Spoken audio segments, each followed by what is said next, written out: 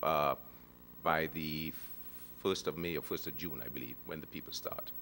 So all these things are being designed to improve the efficiency and the flow of cases. We've also on a law revision program through LexisNexis, the largest publisher of laws in the world. We're about to sign a contract on the 1st of August that has been approved by Cabinet to revise the laws of Grenada. It'll be online, free. For the first time, all the Grenada laws will be online, free to the general public. There will be a professional subscription with a search engine for professionals who want to search laws for only $400 US a year. So those are the things that are immediately happening to improve the business climate, the doing business, because unless you can enforce your judgments, get a judgment quickly, we are not going to make much progress. And one quick thing, they've also set up a commercial court beginning, I think, the 1st of April in Tortola. So what we'll try and do, any serious commercial matters will not be heard in Grenada. We will do them there where we'll have expert judges in commercial issues, so the business community can get their matters resolved. Thank you.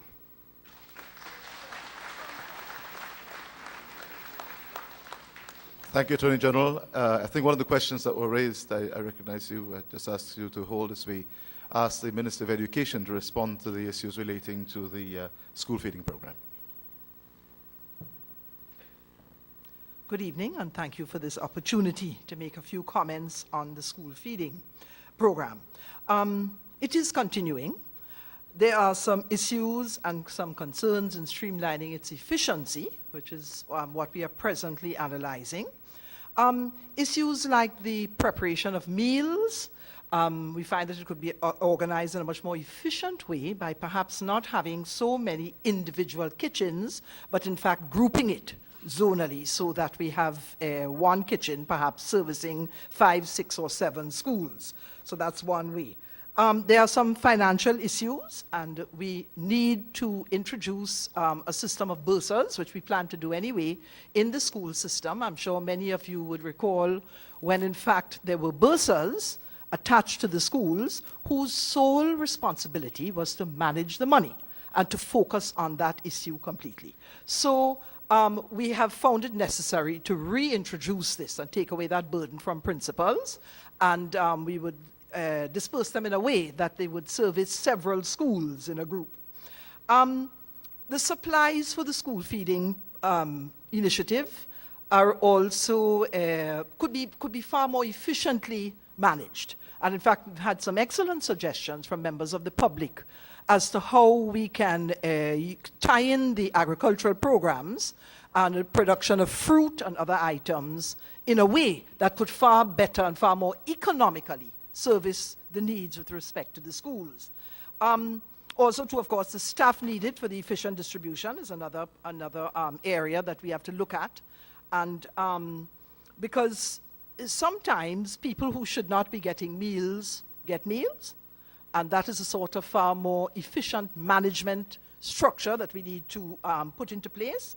And even the possibility, as happens in some other islands, where the staff, for example, could pay with a small amount. Contribution, $4 or $5 or $3, as the case may be, whatever is determined. They too could be part of the school feeding program, but pay for their meal. So there are a lot of new ideas into the pot, and the streamlining of it, we will make those adjustments when we are comfortable with the way forward with respect to it, because there are quite a few issues with respect to the program. Nevertheless, it is ticking along, it is continuing to function, and we are monitoring it closely with a view to making those adjustments. But it certainly would be continuing, and in a far more effective way as of the new year. Thank you. Thank you, Madam Minister. We now recognize Mr. Pitt. I'm sorry, Mr. Pitt, we have... I'll come right back to you, sir. Oh, here we are. Sorry, sir. Please go ahead with your question. Good night. My name is Kelvin Jacobs, and I represent the Construction Association of Grenada. Mr. Prime Minister, we would like to say it's happy, we're glad to see that there's some stimulus happening and so on. But we do have some questions from the sector. I have a notebook full, but I try my best to summarize it so that we can get through it very, very quickly. We all would agree that the construction sector definitely employs, and you get a very wide spin-off when the construction sector starts booming. However, the concerns are, for example, let's start with the schools that would be, and the government buildings that would start building. Number one, it is now clear that one school that is now being on a negotiation with a foreign bank for renovation is being tendered outside of Grenada, or you can correct me if I'm wrong, and we would like to know why that is so. When we have contractors in Grenada that can build to the caliber of a reputable school like the St. George's University, which is unquestionably an excellent facility in every which way, designed locally and built locally, and people with the caliber to deliver like the Republic Bank new building in town.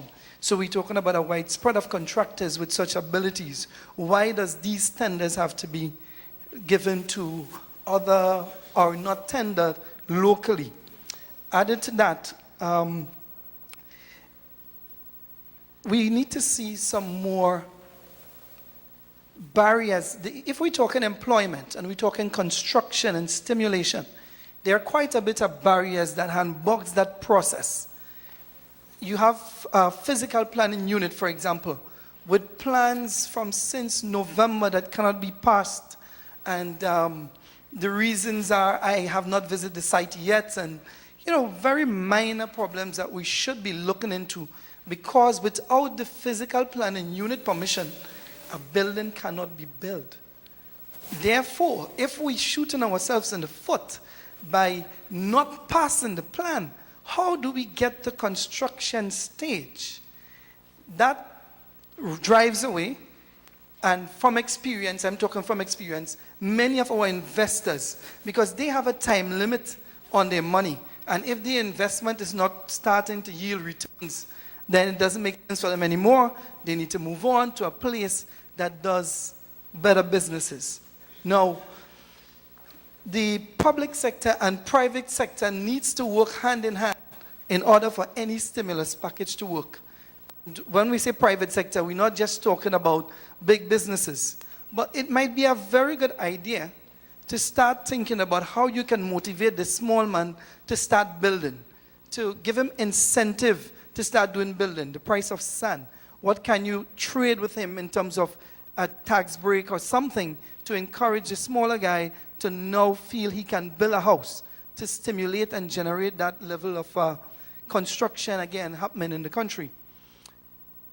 Very much important again is, you said that many of the developments are in negotiation with banks and so on. But when we have banks that would say to you, foreign banks that says to you, you need to employ 50% or more of our people, of our country, you need to buy all the materials from us and make impossible, very much impossible arrangement for you to gain that money. How can we say these things are going to stimulate us? We must agree that 100 persons per capital is significant. So when we dispel 100 in the minimum of our workers for, whichever foreign country that would not necessarily contribute to the tax and so on, can you tell us how does those sort of activities really stimulate the economy in any way at all?